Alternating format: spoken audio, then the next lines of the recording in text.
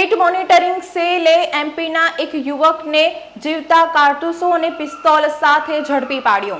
પોલીસે ગોલ્ડન ચોકડીથી જીવતા કારતૂસ સાથે એમપીના ગૌરવ કુશવાહાને ઝડપી પાડ્યો હતો। તે એમપીના શિવપુરીનો વતની છે। પોલીસે બાતમીના આધારે ગોલ્ડન ચોકડીથી તેની ધરપકડ કરી છે। તેની પાસેથી ઓટોમેટિક પિસ્તોલ 1 નંગ અને 2 જીવતા કારતૂસ મળી આવ્યા હતા।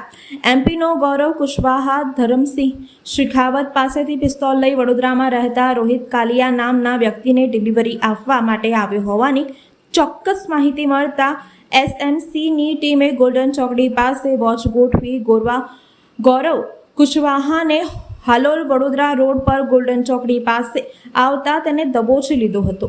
એસએમસીને તેને ઝડપી લેતા 1 પિસ્તોલ 2 જીવતા કારતૂસ અને 1 મોબાઈલ ફોન કુલ 30,000નો મુદ્દામાલ કબજે કર્યો હતો। જ્યારે હરણી પોલીસ મથકે તેને વધુ કાર્યવાહી માટે સોંપવામાં આવ્યો હતો। જ્યારે પિસ્તોલ લેવા આવનાર રોહિત કાલિયા અને સપ્લાયર ધરમસિંહ શેખાવતને ભાગેડુ જાહેર કરવામાં આવ્યા છે।